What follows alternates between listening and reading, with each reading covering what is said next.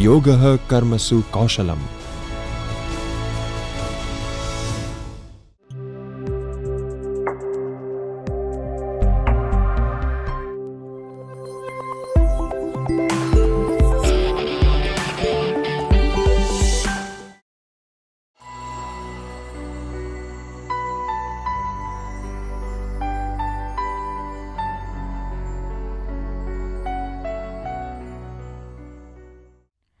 Hi, welcome to the 24th session in our course HRM for Non-HR Managers. In the previous session, we have discussed employee retention in general as well as specific individual factors which affect employee retention. In this session, we are going to introduce 4 concepts which are very important for anyone who is managing people within their organizations or departments. These concepts are employee engagement, involvement, organizational commitment and job satisfaction. The first two are relatively recent ones, whereas the last two have been around for decades. 3 of these are employee attitudes, job involvement, job satisfaction and organizational commitment. Employee engagement reflects the way employees behave in their job role. Consider an example. Naresh was promoted as a team leader against his expectation and tough competition. Since his promotion, he has been telling his wife that he likes and enjoys his work more. He is working harder and is focused on how to succeed as a leader. We can infer that this promotion has caused Naresh to develop a more positive attitude towards work. In another example, Bijal received a bonus much below her expectations and on the top of it, she was assigned a project that might require her work at odd hours. Bijal now does not like her boss, is doing the minimum necessary work required of her as per rules and is thinking of quitting. We can say that Bijal has developed a negative attitude towards her boss, and since the boss represents the organization, she also has a negative attitude towards this organization and her work there. We will start with employee engagement. Employee engagement has among the latest addition to the concepts which describe the quality of relationship between a person and the organization he or she works for. Imagine what would happen when someone receives a message that they have been selected for a job they applied for. A person's immediate response could be in terms of sense of achievement for the hard work, a sense of pride for the salary that has been offered, or simply a sense of relief that the days of joblessness are over. Maybe it is a combination of these and more. Once that person completes 1 year or 2 years, which of the initial emotions are likely to survive? If the initially positive emotions are replaced by negativity, what will be the quality of that person's relationship with the organization? This is an important question because the employee's performance, the quality of their relationship with others, the person's turnover intentions, many things depend on that. Massey and Sender in the year 2008 define employee engagement as a desirable condition connotes involvement, commitment, passion, enthusiasm, focused effort and energy. It has both attitudinal and behavioral components. The figure of causes and impact of employee engagement is shown on your screen. Job characteristics, support from organization and supervisor, reward and recognition, fairness. These are factors which lead to employee engagement. Next, involvement, commitment, passion enthusiasm, focused, effort, energy. Engaged employees reflect attitude, behavior. These are consequences. Concepts such as employee engagement convey a positive psychological approach to people management. That does not mean that before this concept was named, there was only negative psychology around us. However, the research was more focused on the problems that blocked an organization from achieving its goals. Positive psychology focuses on what is good within the organization and about its people, and explores how it can help build strength to achieve goals. Employee retention itself has been viewed as a turnover problem, as you remember from the previous session. The positive approach to retaining employees is to create motivating context for the employees so that they are engaged more and more with their work. And if that happens, they are more likely to stay as far as the logic goes. As you will soon see, the motivating context to engage employees encourages managers to pay attention to 4 elements: characteristics of the job, support from the organization and supervisor, rewards and recognition, and fairness in the organization's policies and procedures. An easier way to understand the nature of employee engagement is to see what happens if employees are disengaged. Disengaged employees are uncoupled from their work roles. They withdraw and shield themselves during role performances, as Khan explained. As the figure on your screen suggests, engaged employees are involved and committed. We are going to discuss both of these concepts in a while. They are also passionate and enthusiastic about their work. Their performance is focused and energetic. Different experts have commented on how that can be explained. Number 1. Engaged employees are psychologically present when they perform their organizational role. Number 2. Engaged employees are attentive, they think about their role. Number 3. Engaged employees are absorbed in their role. In other words, they are intensely focused on their role. Number 4. Engaged employees experience a positive, fulfilling, work-related state of mind, which is reflected in vigor, dedication and absorption. Number 5. Engagement is not momentary and specific. It is persistent and shapes employee attitudes and behaviors in general. Securing the engagement of employees is easier than what can be imagined from a diagram. The 4 strategies that managers can use for creating a workforce of highly engaged employees are: Number 1. Develop the employees' job roles that employees can think of as meaningful. You should recall the session on job description, where we started off by discussing Hockman and Altman's job characteristics, which provide intrinsic motivation to the employees. Experts say that challenging work, variety of tasks, use of different skills, personal discretion and the opportunity to make important contributions are the factors which provide the sense of meaning, which makes them more engaged. Number 2. Support them in their performance. No employee is a superhero, and in an organization, everyone is interconnected and interdependent.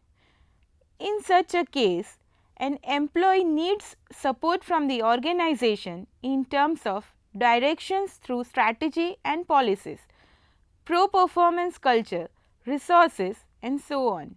Support of the supervisor is also important in terms of task and responsibility assignment, performance monitoring and feedback, leadership and so on.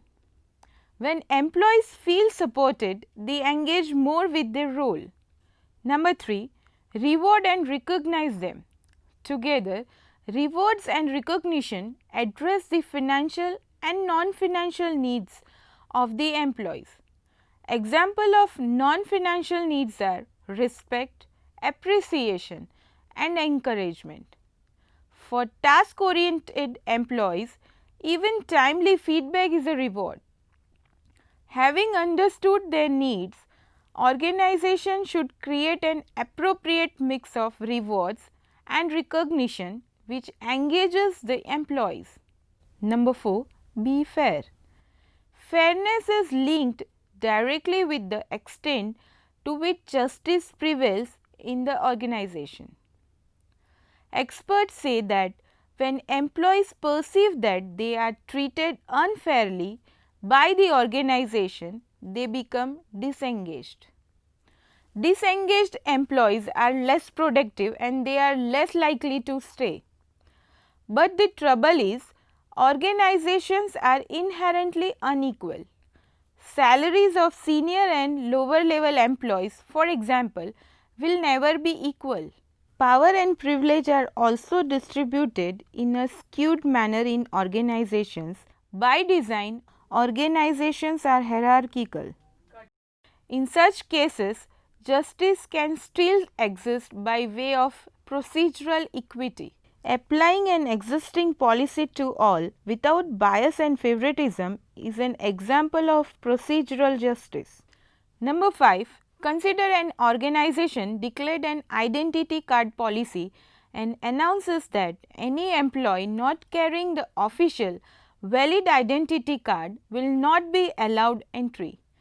After a few days, a vice president came to the gate without carrying the identity card. Should he or she be allowed to enter? This may be a trivial matter to some. When the rules, policies or constraints are applicable to everyone and when exceptions are rare, when factors such as power, politics or favoritism do not come into the play, the employees perceive that their organization is fair.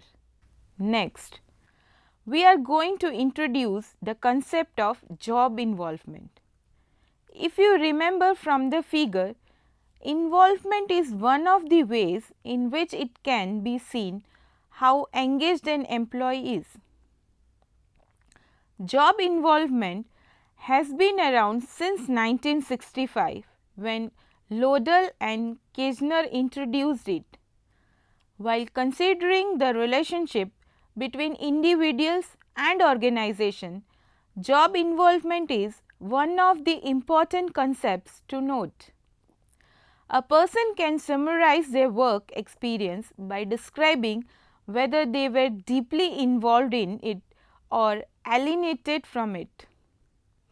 Ravindra Kanugo defined it as psychological identification with a job.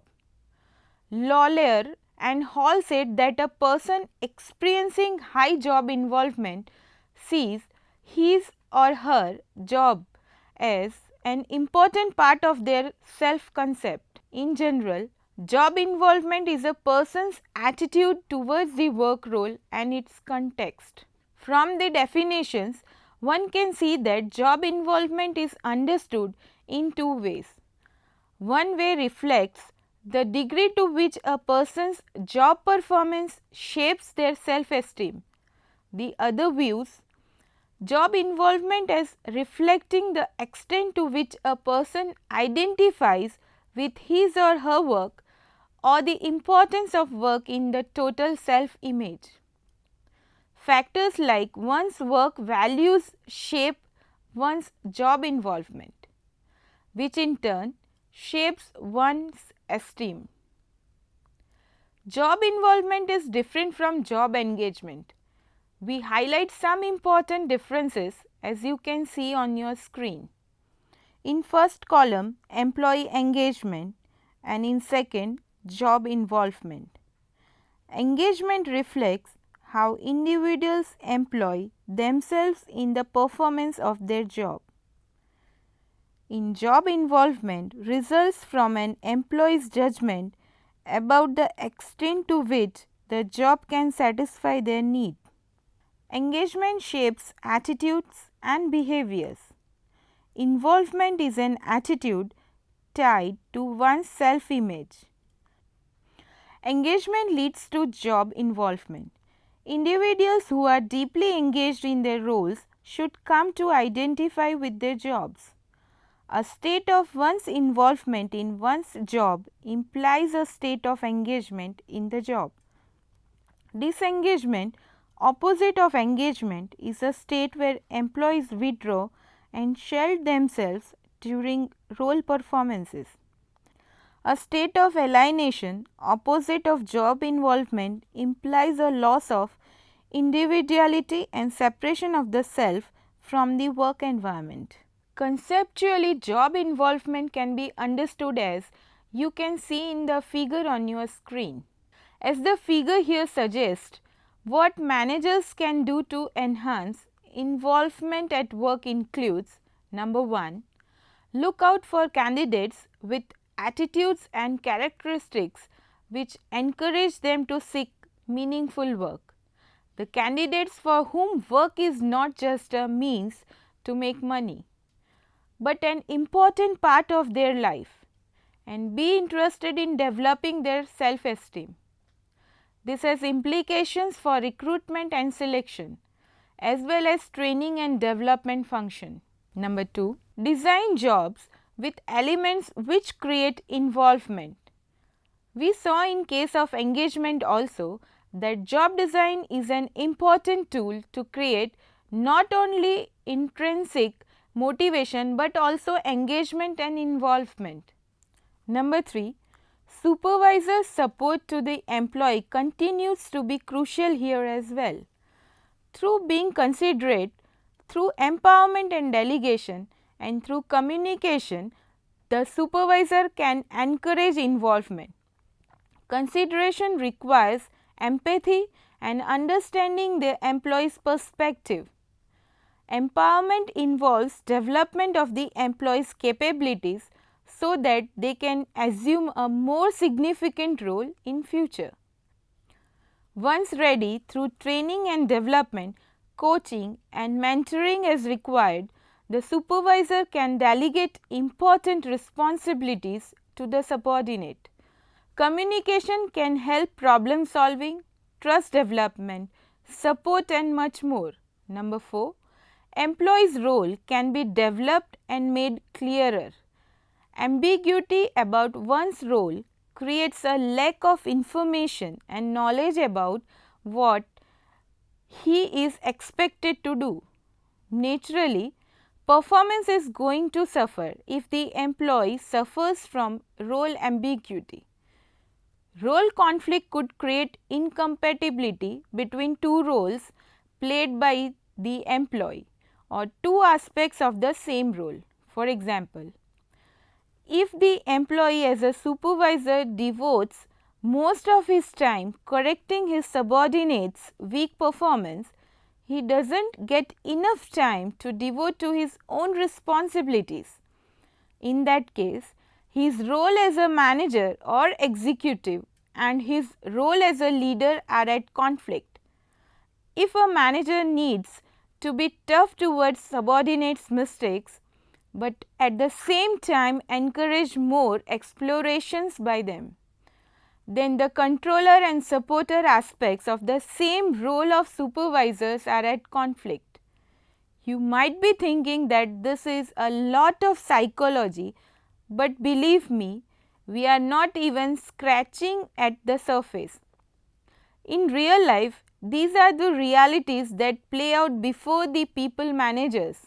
We have two more concepts to go. Just like employee engagement and job involvement, these two concepts, namely job satisfaction and commitment, are closely related. You have already seen that employee engagement is reflected in satisfaction and commitment. We are going to briefly discuss both of them in that order. Job satisfaction. Locke defined job satisfaction in 1976 as a positive emotional state resulting from the appraisal of one's job or job experiences. The term emotional state reflects the feelings and the terms appraisal reflects thinking. Thus, when an employee is thinking about his or her job evoke a positive feelings, we can say that they are satisfied with their job. In this session, as we are discussing the relationship between the employee and their organization, we will be focusing on the role of work itself on a job satisfaction. HR professionals are highly interested in measuring and increasing employees' job satisfaction. Of course, their efforts in this direction would be more helpful if they are directed or backed by systematic research. Since employees' voluntary turnover is what HR managers are interested in reducing, their problem has been investigated by research on its causes.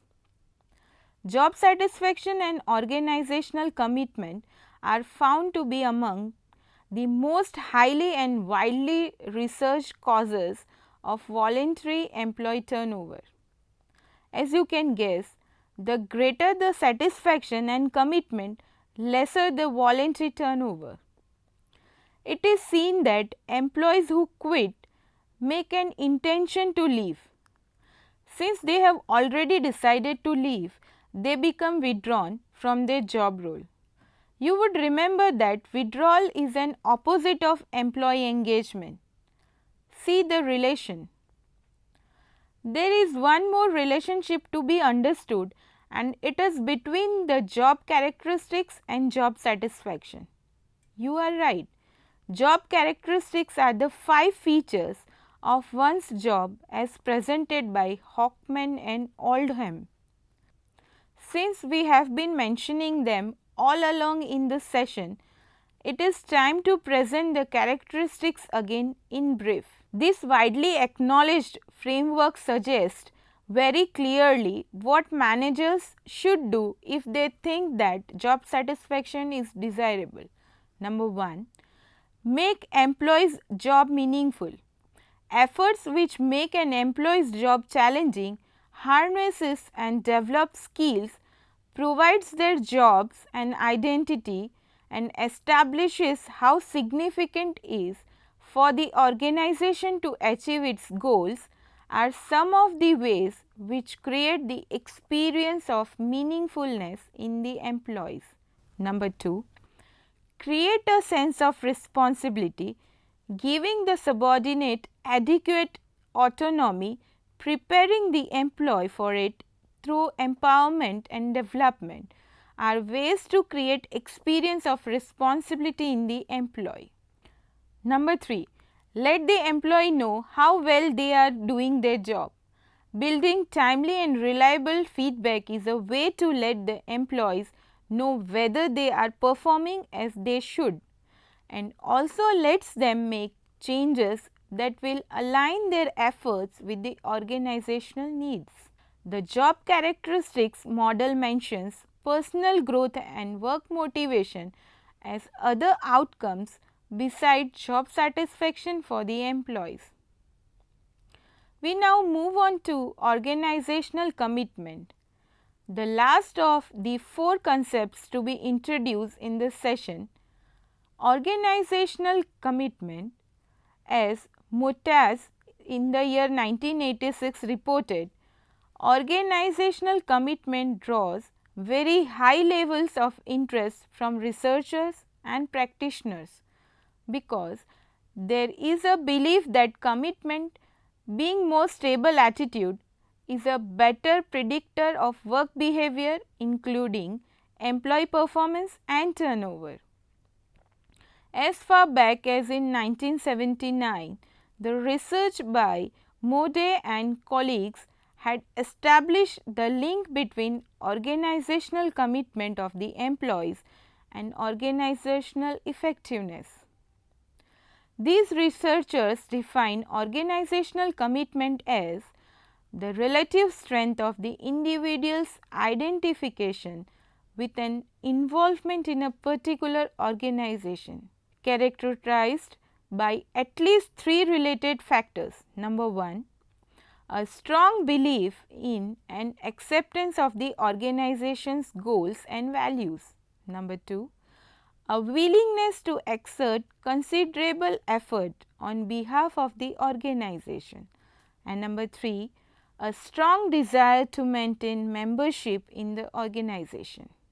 The relationship between organizational commitment and organizational outcomes such as employee turnover, performance and absenteeism often depends on what career stage an employee is at. As the employee advances along the career stages, the link between commitment and turnover weakens. Organizational commitment is different from employee engagement in the sense that it refers to a person's attachment towards their organization. Engagement is the degree to which an individual is attentive and absorbed in the performance of their roles. Mode and colleagues have argued in their 1982 research that an employee's organizational commitment is different from job satisfaction and job involvement because it focuses on the organization as a whole and not on the specific job. Organizational commitment reflects the employee's loyalty and the congruence between individual and organizational goals and values. Thus, the focus and time frame in case of organizational commitment are different from the job specific attitudes of job satisfaction and job involvement. In 1991, Mayer and Allen introduced three components of organizational commitment. We discuss how commitment can be strengthened for each type. Number 1, continuous commitment. Some employees are aware of the cost of leaving their current organization. So, some employees stay and do not leave because they need to stay and have no better option. Some organizations may prefer to let these employees go, but on the other side, these employees should be assessed during the performance management process, and it should be seen how effective or normative commitment can be created in them. Number 2, affective commitment. Some employees stay with their current organization because they want to stay. This desire to stay stems from their attachment, involvement and identification with the organization. Number 3, normative commitment. Some employees stay because they believe they should stay. This stems from their belief that they have an obligation towards their organization. According to SHRM organization, employer can build effective and normative commitment by investing in the employees. This investment can come in the form of increasing employees' knowledge, skills and expertise and creating a favorable experience. With this, we come to the end of this session in the course HRM for non-HR managers. In this session, we reviewed employee engagement, job involvement, job satisfaction and organizational commitment. We will see you soon for our next session. Thank you for being with us and goodbye until next time.